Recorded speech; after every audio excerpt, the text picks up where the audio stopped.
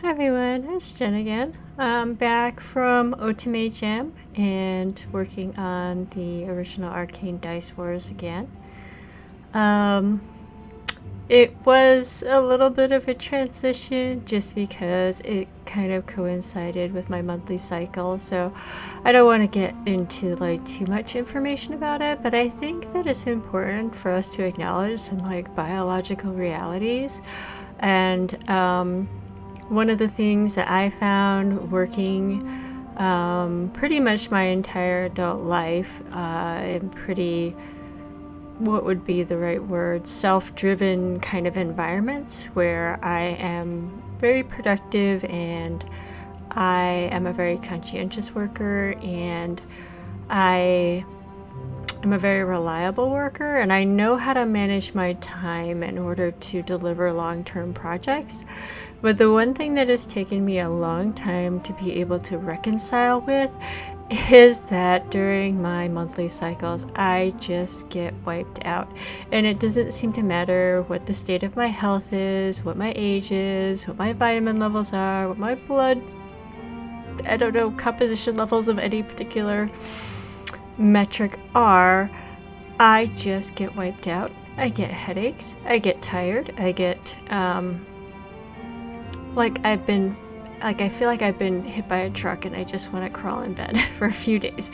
And usually it's only a few days. And honestly, out of a lot of my professional working friends, female friends, I have it easier than a lot of the others who get debilitating migraines, debilitating types of pain that they have to endure.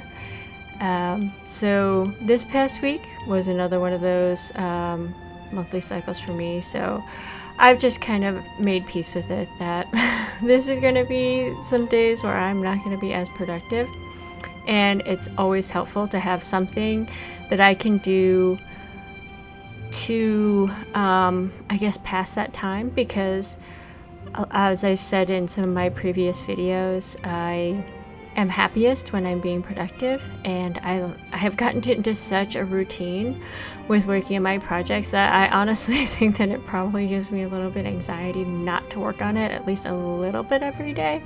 So I had some edits that I was sitting on for chapter 7 from my copy editor that I have had sitting there waiting to get implemented since before I started on Otome Jam. So that was a perfect opportunity to take those edits out and just kind of zone out to some podcasts while I was going through and correcting the mainly typos, grammatical errors. Every now and then I would pause the podcast if I had to write something original, because sometimes there would be things like, oh, this is, I try to treat all my characters equally. So if one of them doesn't have as many randomized lines as another one, my copy editor is really good at pointing that out to me to be like, hey, did you know that so-and-so only had 2 line variations while all the other characters had 3 line variations? So thank you so much for bringing that to my attention. I never do that intentionally. Again, I always try to treat all my characters equally. Even the ones that don't really get much, don't seem to get much player love. So that's what I spent the first couple days, where I was just kind of wiped out and struggling to function with all my normal adult duties. It was enough of a struggle just to get through work and making dinner and those sorts of things, making sure everybody in my house is fed, cleaning up after myself. Yeah, and because I work with the public too, trying to be very pleasant about it all as well. So that was a good way of transitioning back into working on Arcane Dice Wars. I decided to focus heavily on just implementing the max bonds, since relationship building is a huge part of the game as a whole, that I feel like makes it just as much a visual novel in my mind as it is a RPG.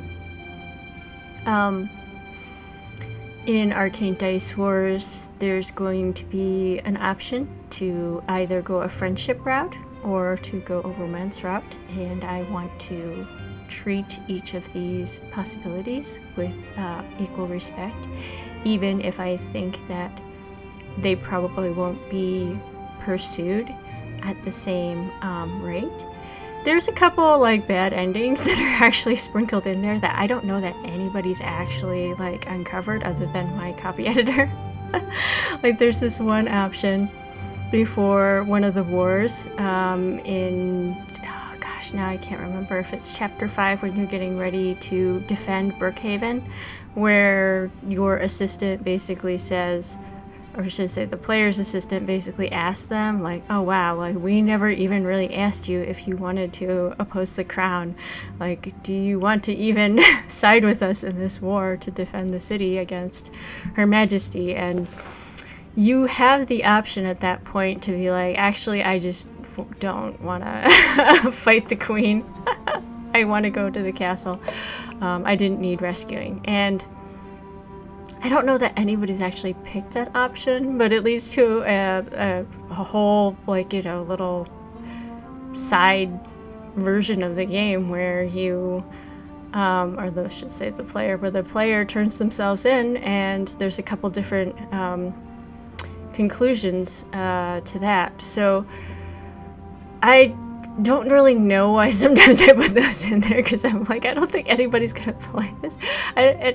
To be fair, I didn't put too much effort in it. I think I just have these scenarios or these possibilities that pop into my head, and I don't really like think that strongly about it. I just say, oh, if I was a player, would I want to have the choice to do this? And what would happen if I actually gave the player the ability to just end their game right there? So yeah, that's in there. And so I just kind of, I guess, make these games, like I said before, for myself, in the sense that I make something that I think is fun, that I think would be fun for the friends that I have, the people who are following the game and giving me feedback, who seem to connect with it. And I don't really have any focus on trying to appeal to an imaginary audience. I just appeal to myself and to those who are in my orbit. But I have a lot of fun with it, so I mean, at the end of the day, that's just what's most important to me. I've been working on these bond sprites. I'm still just on the first one. I have myself scheduled out for the rest of the month to hopefully get this update done by the end of July. I do have some family obligations coming up as well, so I've tried to factor that into my updating schedule as well, which is another reason why I decided to just focus on this next update being about the implementation of the max bonds. So Bond 6 will be coming out along with their morale skills that will unlock once you establish that max bond. I've decided to expand a little bit of the mechanics, and I'm gonna keep that part a surprise, I guess. It's not that big of a deal, but again, I wanted to try to add a little bit more immersion and player choice. Well, I guess I could just come out and say it because it's something that I've decided I'm going to commit to.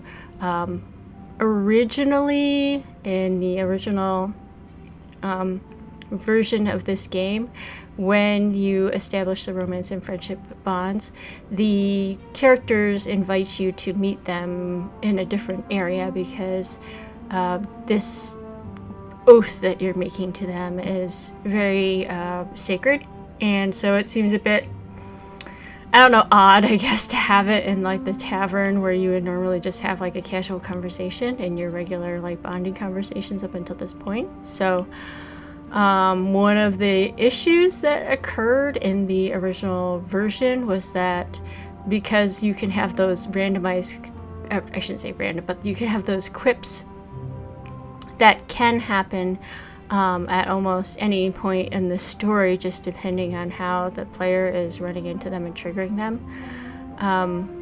They would get quick bombed. So like you could be having this oath confession, you know, this very I don't know, very heartfelt impassioned conversation with one of your party members, and then immediately after, you know, so and so comes along and just starts complaining about something random.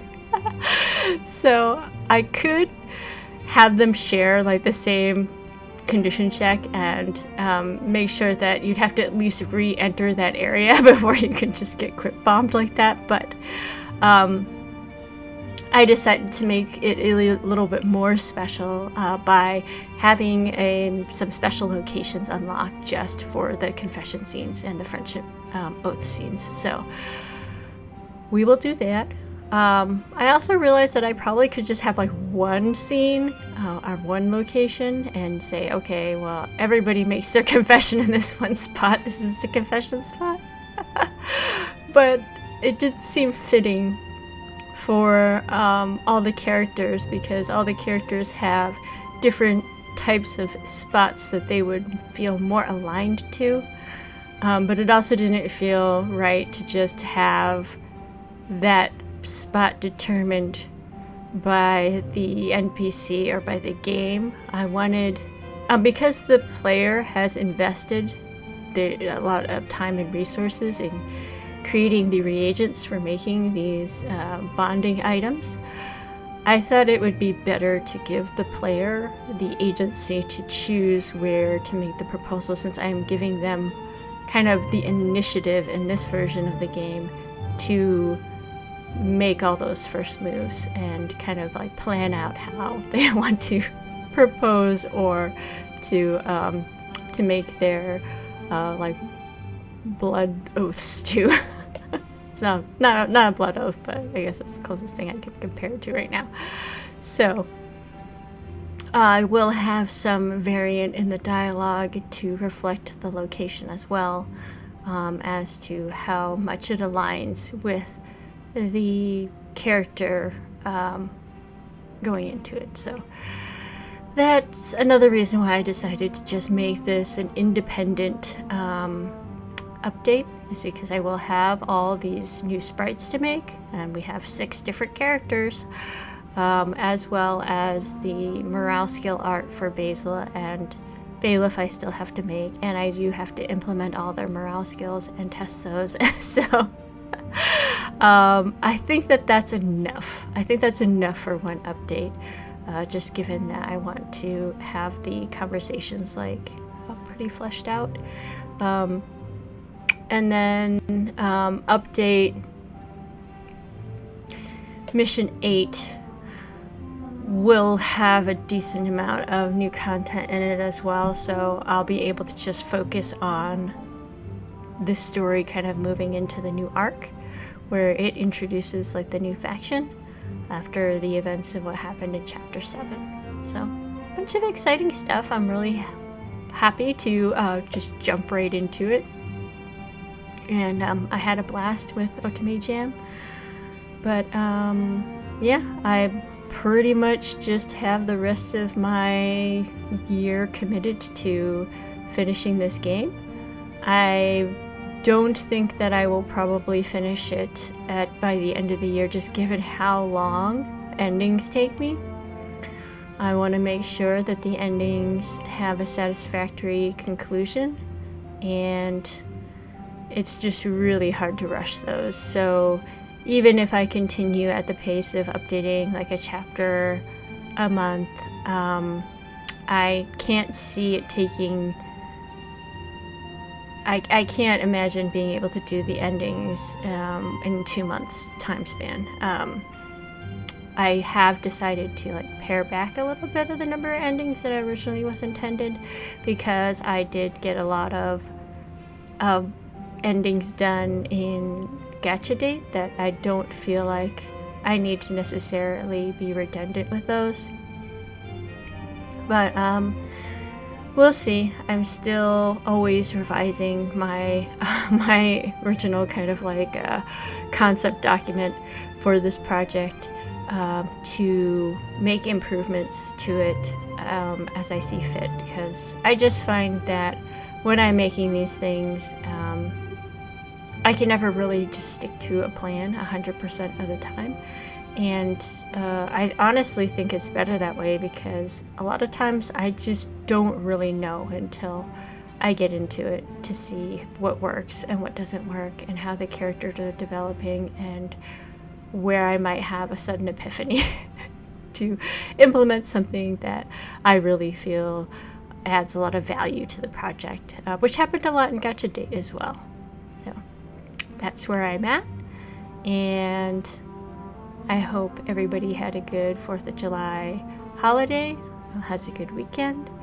Please keep enjoying the process and whatever you're doing in your life, and take care. Thanks for watching. Bye.